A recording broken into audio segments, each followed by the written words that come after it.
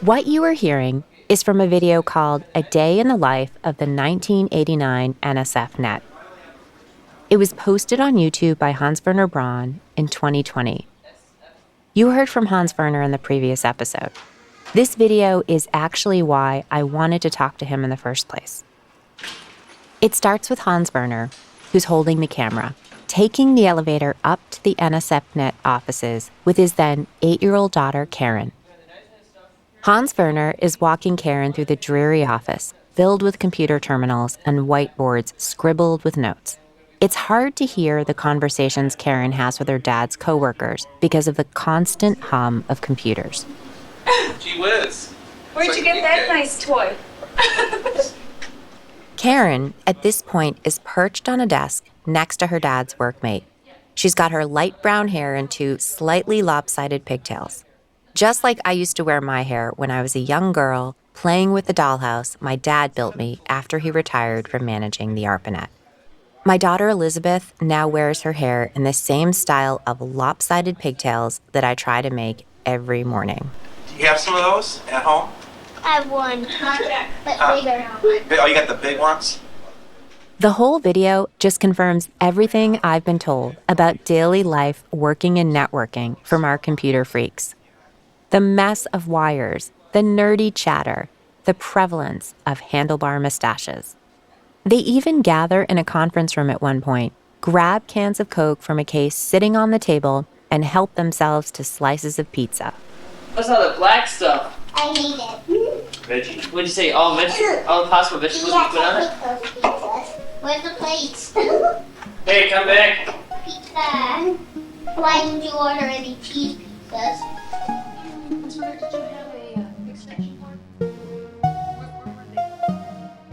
After watching this video, I've been thinking about Karen. We have so much in common. She's not much younger than I am. She also has 2 young kids. And our dads are founding fathers of the internet. We are both worrying about the same thing. How do you protect your kids from the worst parts of the internet? Hans Werner himself is worried about his grandkids using this technology he helped create. I have a little granddaughter. She's 8 years. I have 2 granddaughters, but one is here fairly local. And I'm really worried about her since she uses the internet extensively. I think pretty much every single day. How old is she, you said? She's the girl on the video that you actually saw. Yes. So your granddaughter is 8, you said? My granddaughter is 8. So she's her daughter. Oh, wonderful. Okay. So her daughter is like at the age of the girl and the daughter in the video. So she's 8? My son's 8. That's what I was just asking. I think she's 8. It changes every year, so it's hard to keep track of.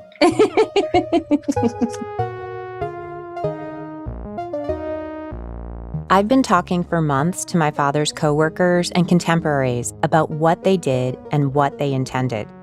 But it's my generation and my children's generation who are left to deal with what they made for us, the amazing parts and the terrible parts. So I reached out to Karen and Hans Werner's other daughter, Sandra, to talk about the world our fathers built and the unintended consequences we have to navigate.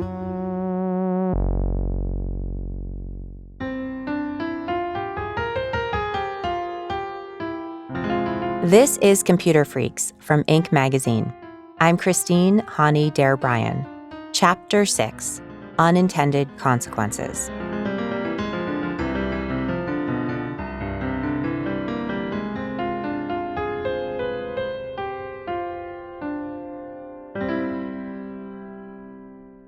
So what I just really wanted to chat with you about was less even as a journalist, but more as like a daughter whose father worked on an early internet project and a parent just coming from the background you came from, having a father who's a kind of arguably a founding father. Yeah, so I kind of always, I don't know if joked is the right word, but kind of like nonchalant was like, oh yeah, my dad helped make the internet. And it really wasn't until you reached out to me that I found out I was being serious and I didn't know. So like, I knew he had something somewhere, but I kind of said it to be cool and not really realizing that it was true. I can relate to Karen. I had known my dad had worked on the Arpanet, but I had no idea what that meant. He was just my dad. She just knew that her childhood was different than other kids growing up because of what her dad did for a living. So growing up the way I did, I had access to computers at an early age. And so I've been using computers since I was 4. In 1984, there were research departments at universities that still couldn't get on the Arpanet or internet, let alone school-aged kids. So 4-year-old Karen was way ahead of any of her peers by the time the internet became more ubiquitous in the early 90s. We actually had this little Macintosh Plus that he got to borrow from the computer center. So I was able to use a computer every day when I was probably in middle school, the early 90s. And I remember my friend using AOL, and I was just like, why? You can get on the internet without it. But today, as we all know, kids are practically born with an iPhone in their hands. If you remember back to the start of this series, when I began to investigate my dad's role in the Arpanet, I found myself torn over my dad's assertions that this technology shouldn't be accessible to everyone. As a journalist, I believe in free and open access to the internet. But as a mom, the internet can be a terrifying place. I want to say my kids aren't on devices as much, but since my mom died and there's stuff to deal with, yes, it's going to happen. Yeah, recently when I switched jobs, they switched to doing 9-hour days. And because I wanted to get off at the same time, I start earlier, so I've been more tired. And so they do use their phones when I'm trying to just kind of catch up on sleep, which is nice to have something to be like, okay, either watch TV or use your phone. How do you navigate it though? My almost 9-year-old loves World War II, so he's wanted to watch YouTube videos. And with something like World War II, he loves the planes. He loves the kind of stories of fighter pilots. But then anything World War II related, you just have to be so careful on content. So they do play some games on their phones. So they do have their own cell phones. I got them the Apple Watches that had cellular just so that I can know where they're at school and track them and have them be able to reach out to us. I just picked up my kids from school yesterday and my daughter said she was about to call me because she didn't see I was in the pickup line. The phones are kind of restricted. They can't have YouTube on their phones because, we want the content restricted. Karen's approach to handling her kids' exposure to the internet is pretty much how most parents, including myself, handle it. It's tough to keep saying no to your kids when they want the newest piece of technology that their friends have. My husband and I recently got our son Henry a watch that lets him call 3 phone numbers: his mom, dad, and babysitter. We are not convinced that was a good idea. But Karen's younger sister, Sandra, is far more restrictive with her children's access to the internet. That may be because Sandra herself had a different experience with technology when she was a kid. There was this text-based game she used to play called Mud. It stands for Multi-User Dungeon. It was a bunch of people, primarily in their teens or 20s, who would just hang out and talk. And it was a little bit like WoW in that it was a world that you could build, but it was text-based. There were no pictures, there were no graphics, there were no images, nothing like that. So you would build whatever you wanted, like rooms that you could walk around in, and you would have to describe each room with text. And you could talk to people either directly or everyone as a group. Am I making sense? Yeah, so it was almost like a chat room situation? That you could walk around in almost. This is one of several chat room type programs Sandra used as a kid and in her early teens. She would run into some people who would make fun of her username or just be generally creepy. But like most things on the internet, there really were no safeguards. I don't know how appropriate it really is for an 8-year-old to be interacting with a whole bunch of predominantly teenage boys and boys in their early 20s. It just doesn't seem quite appropriate. The people on the MUDs weren't as weird as the random people you would meet on something like ICQ or something. I don't know if you ever used that particular program. it was just a chat thing. And you would get random people talking to you. And I had this one guy who was like, hey, come meet me and don't tell your parents. And I was like, no, that sounds like a really bad idea. How old were you? I think I was 14 at the time. Oh, God. Yeah. That's so scary. As a parent, it's just scary, you know? Yeah, I feel like have things happen when you're a kid and that's just like how it is. And then you look back on it with an adult perspective and it gives you a totally different perspective on things where you're like, wow, that is scary. In many ways, the social aspects of the internet, from email to chat rooms to Facebook, are the embodiment of J.C.R. Licklider's notion of the intergalactic network. Connecting people, not just computers, moved the world forward in incredible ways. But as Sandra learned, and as every one of you listening to this knows, the internet expanded the impact of bad actors as well. Year after year, we hear more news about online harm. Online hate is reaching record highs. Well, the internet, a cell phone, or even a driver's license are tools thieves can use to steal your identity. Disinformation is going viral. The Tennessee Bureau of Investigation says is on the rise. Rates of harassment have increased by nearly every measure and within almost every demographic. In 2016, the Russian government orchestrated cyber attacks on our nation for the purpose of influencing our election. The shooter posted a manifesto on 8chan that said he did it to protect white people. The pandemic has given a boost to conspiracy theories like those propagated by QAnon. He was the third mass shooter connected to 8chan this year. With its claim that Satan-worshipping pedophile elites are running our lives. 8chan evolved into a place where people celebrate mass shooters in real time. Rates of harassment have increased dramatically over the past year. 51%, according to the new survey of teens, reported some form of online harassment. That's up from just 36% in 2022. And 33% of all adults experienced online abuse. Some young teenagers have made these purchases online on a social media app, paid with an app, just ran out of the house, got on their bicycle, rode down the street, picked up the drug, and came back, and the parents never knew. We've investigated cases with children as young as 14.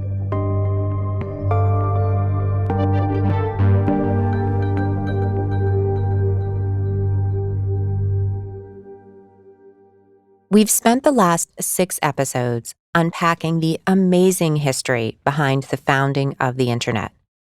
The conversations I've had, the stories I've heard, have been truly thought-provoking and awe-inspiring. As a journalist, it's hard not to get caught up in the intrigue, controversy, and drama that led to the technology that drives the global economy. But after talking with Karen and Sandra, I'm brought back to what I deal with every day as a mom. The internet is not like my dollhouse. It's not the safe, precious world my dad wanted.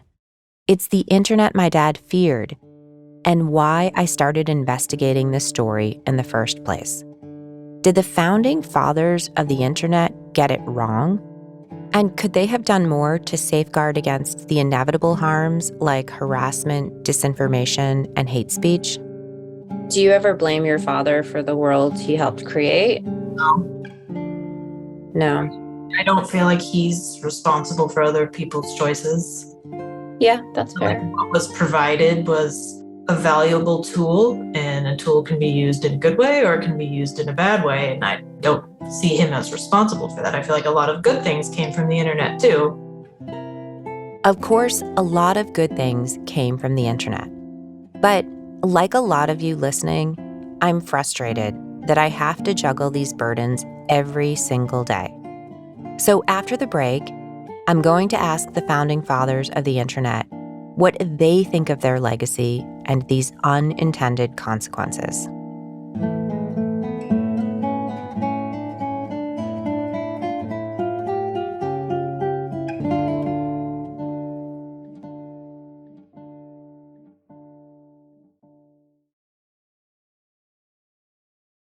So much of my time at NBC News was shepherding these coverages of online harm. And I'm a big believer in the First Amendment. You know, I dedicated my career to preserving the First Amendment.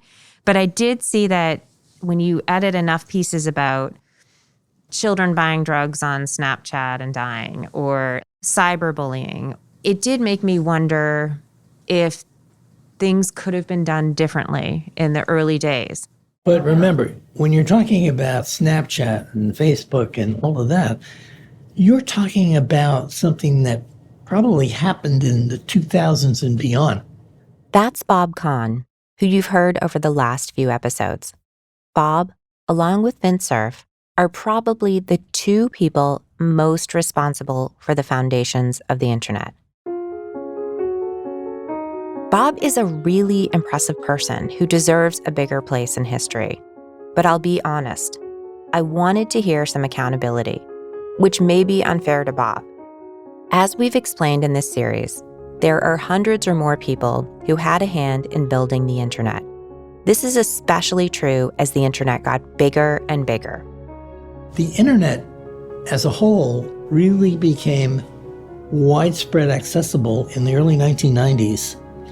So you're in an internet environment, you're into a multiple net environment, you're into commercial access. If you go back to the Arpanet days, we had almost none of that back in those days. So it was not an Arpanet issue, it was really pretty well controlled and very tightly controlled. Once it opened up, then you had many more issues that potentially could have shown up if it was not a controlled. I mean, NSF was not trying to control the NSFnet the way DARPA was trying to control the Arpanet. But when you got to the NSFnet, eventually you got into the commercialized version of the internet, that's when there was no central control over what went on in there as much. And that's when all of these kind of issues happened. I was, in my discussions with Tim Berners-Lee in the early days, that was one of the real concerns. If you wanted us to get involved in the web, how are we going to deal with issues like disinformation and not knowing who the users are and the like in order to deal with that in an effective way? And we never did get a resolution to that. My dad is really fond of Bob Kahn and has tremendous respect for him. I do too. But I'm frustrated with his characterization of the problems that started with the Arpanet. When we talked to Jake Feinler in episode 3, she made it clear that some of these issues were apparent then. In hindsight, it should have been foreseeable that issues like online harassment would become more and more catastrophic. While Kahn's response wasn't what I was looking for, some of the founding fathers of the internet do think about what they could have done differently in the first place. Bob Metcalfe, who recently became a grandfather, talked to me about this. I asked him the same thing I asked Kahn. Could they have done anything different? There's probably 20 answers to that question, but the one I'm hung up on has to do with anonymity. It became the intelligentsia who built the internet put anonymity at the top of their priorities. And it had something to do with privacy and security and anonymity all got mixed up. So the internet was built where anonymity was the default. By the way, I'm not sure where this quote comes from. I think it's from Lord of the Flies, but the quote is, "The mask is the first step towards savagery." And so anonymity, lets loose these negative forces. And I think that accounts for much of the pathologies of today's internet. There is and there was too much anonymity. But anonymity wasn't the only problem that Metcalfe envisioned. Another answer to your question is the original ARPANET did not consider economics.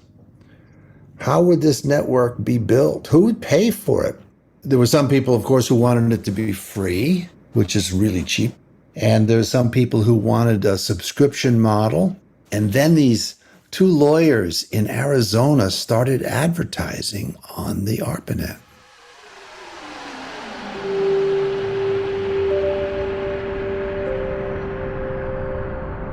And it basically said, there's a green card lottery taking place. And if you want help to get into the lottery, come to us, pay us, and we'll help you get in. That's Len Kleinrock. He calls this advertisement from these lawyers a spam message. But this was just the start of what became one of the main ways to monetize the internet, according to Metcalf. And then advertising took off. Basically, it was advertising that saved the internet. It paid for it. But the intelligentsia of the internet, they hate advertising because it's just so crass and commercial and it's lies and all that stuff. Those son of a guns were advertising on our research network. How dare they? But it reached a lot of people. We got so upset, the community, we sent email back to them and said, stop, you can't do this, cease and desist, shame on you. How dare you? But the cat was out of the bag now. The commercial world saw, wow, what a wonderful thing this internet is. It's a means to get at consumers and to be able to sell things to them. So the internet, instead of being this glorious, wonderful thing with magnificent functionality, they were trying to sell detergent on our internet. It became a shopping mall. It became a gossip chamber. It became an entertainment channel. And it took a hard left turn in the direction to which you're referring now, where all of the dark side of the internet was clearly emerging in spades now, strongly. Talking to Len and Bob, it was refreshing that they shared some of my anger. And so the question in front of us now is, will it be able to correct itself? Will it be able to rid itself of some of these atrocities? Or is the internet heading down a spiral that's going to be almost impossible to recover from? And that's an open question right now.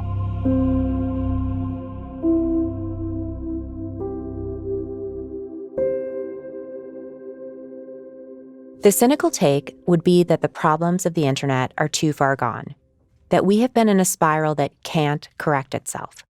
Len has thought not just about problems, but possible solutions, or at least how to approach solving the problem. The players here, there's the commercial companies, there's the government, there's the scientific community, and there's the user base. The role of the government, in my mind, should be to provide a forum for these stakeholders to engage and discuss some of these issues, not to impose, maybe put on some restrictions that require a global nature. The commercial companies, and they're starting to, but they're going slowly, should provide protection, should ask users, what privacy policy would you like applied to you? Now, until just a few years ago, Facebook would never ask you, what privacy policy do you want? In fact, in order to understand their privacy policy, you might be able to access a document, a legal document, 20, 30 pages long, which doesn't tell you anything you can understand. So what the commercial companies need to do is to explain what they're doing to you in a simple graphical form. But social media companies have argued that they've made improvements. They do remind you to review your privacy settings in easy-to-read formats. So why aren't things better? And the last is the scientific community has to provide some solutions. I've mentioned some. There's something called homomorphic encryption, which provides a good level of privacy and secrecy. There are some other ways to approach this. But those four constituencies need to get together. And frankly, the group, I think, which is most delinquent in all of this is us. It's we as the users. We don't complain enough. We don't demand performance on the part of the things we want to use, we're forced to use, and force them to have a understandable and proper behavior. But I think that's beginning to come now with some of the groups that are being formed. That's nice to say, but how exactly are we supposed to engage? I can barely keep up with my son's YouTube watching, let alone take on multi-billion and trillion-dollar tech companies and persuade them to make a better, safer internet. So I'm still struggling with the state of the internet we're all left to deal with.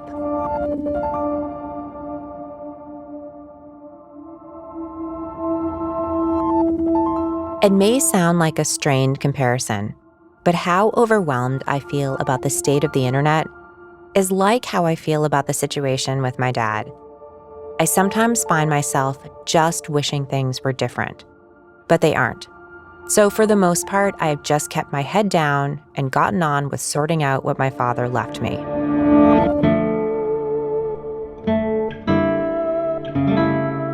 How I was left to clean up the loose ends of his life. Things like fixing up and selling his house as his memory slips away.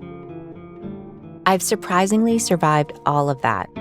But the tipping point for me is the dollhouse he left me to renovate and pass on to my daughter. It's become the target of all of my anger and frustration.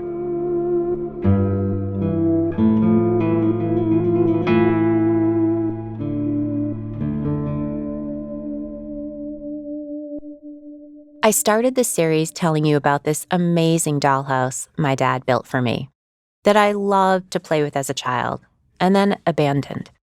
For years, it stood neglected in the corner of my bedroom, and then over time, it was relegated to my parents' basement. The yellow paint chipped away, the shingles fell off, the interior walls collapsed. But after I told my parents we were pregnant with Elizabeth, my dad got to work trying to piece it back together for her, a task he had to soon abandon to care for my mom and then himself. So it was left to me and my husband to finish. For what felt like a long time, I felt like I was drowning trying to fix the pieces that my father left me. And we still have more to fix.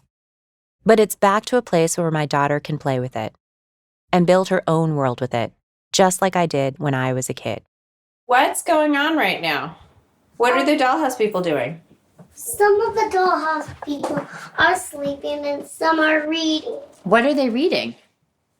They're reading dragon stories and dinosaur stories. Oh my goodness, there's a lot of people in that room. How many people are sleeping in that one room? That one room, 1, 2, 3, 4, 5, 6. Even in my daughter's make-believe dollhouse world, the internet exists. Oh, look, you have your is this your iPad or your iPhone for your dollhouse people? That's the iPhone. The iPad and the laptop, I don't know where they are. Oh, you lost them? No, I don't know. I'm sure I put them in the flower bag. There's this flower bag, and I don't know where I put the flower bag. You put them in a flower bag. Okay. I don't see the flower bag. So do your dollhouse people, do they have screen time or can they watch whatever they want? These people, they can watch whatever they want. So even all the dollhouse people use iPads? Yeah. Okay. And sometimes they're allowed to use her phone, but there's no Netflix on the phone. You can call on it. You can watch YouTube videos. You can watch YouTube videos. You can watch everything except Netflix and Disney. But you can get internet in your dollhouse? Yes. It's not clear how much my daughter understands how the creator of her dollhouse is also a creator of the technology she has her dollhouse people use. So what do you know about this dollhouse, about who built this dollhouse? Your dad built this dollhouse. Yes. And who's my daddy? Grandpa Joe. Grandpa Joe, yes. And what else did Grandpa Joe also build? Do you know? No. Do you know he worked on the internet, making the internet? Uh-huh. Yeah, I knew he was on the internet. Do you know what that is? No. The dollhouse was, I guess, just to capture a little bit of the construction of a start of a network. That's what it was. And the dollhouse was essentially taking thoughts, and building a structure. But it was a structure for dolls, and it built up from there. So Elizabeth loves playing with the dollhouse.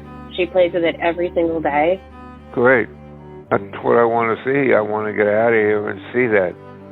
I called my dad a few weeks ago to check in on him. He needs 24-hour care now, but he is doing as well as he can be.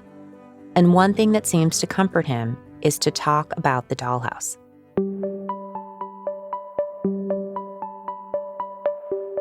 So what does it mean to you for the dollhouse to be passed on to Elizabeth and then maybe continuing to her children someday?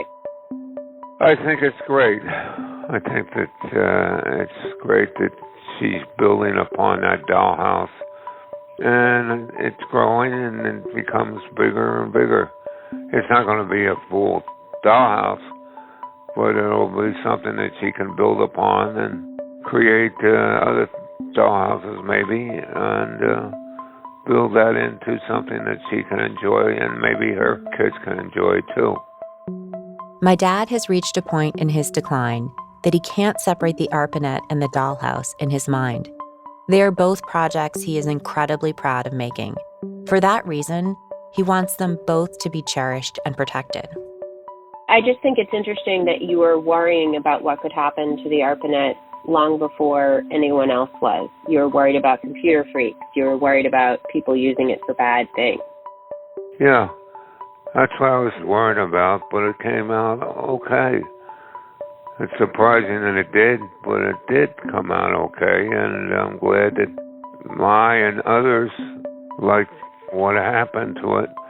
Yeah, there are freaks out there that tried and ruined it, but I think that it all came through, not just what we wanted, but close to it, and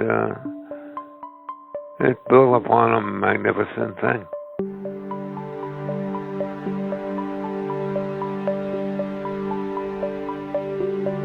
My dad seems to have found peace with the world the Arpanet sparked, even though it wasn't what he wanted. He could easily have been just as angry as I am sometimes at what the internet is now. But what I have learned through making this podcast, through all of the battles and betrayals I have reported on, is that I think we all need to find some peace with the state of the internet and focus on what we can do from here. The same way I need to find peace with what my dad left behind for me to clean up, like the dollhouse. Someone wise once told me, when I felt like giving up on refurbishing what's really just a toy, that my dad did the hardest part, just by building the dollhouse in the first place. Even though I will continue to curse the founders of the internet as I try to pry devices out of my kids' hands, maybe I need to apply this perspective to the internet. My dad and the computer freaks did the hardest part. The rest is up to us. I think you built something really great, Daddy. Yeah, I thought so too.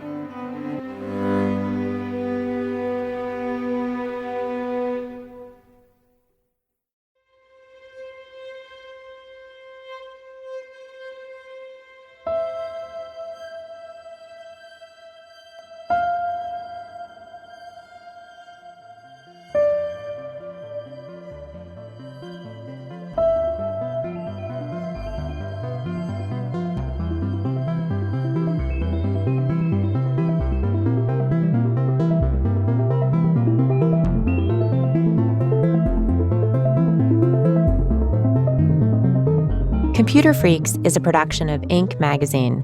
This is the final episode, and I'd like to thank you for coming on this journey with me.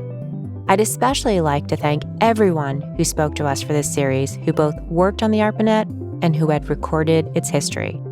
And a final thank you to everyone at Inc. and Mansueto Ventures, who helped make every aspect of Computer Freaks possible. Computer Freaks is a production of Inc., created and hosted by myself, Christine Haughney Dare-Bryan. Our executive producer and editor is Josh Christensen. Associate producer is Sophie Codner. Music by James Jackman. Sound design and mixing by Nicholas Torres. Editorial oversight by Scott Emilianuk and Stephanie Mehta.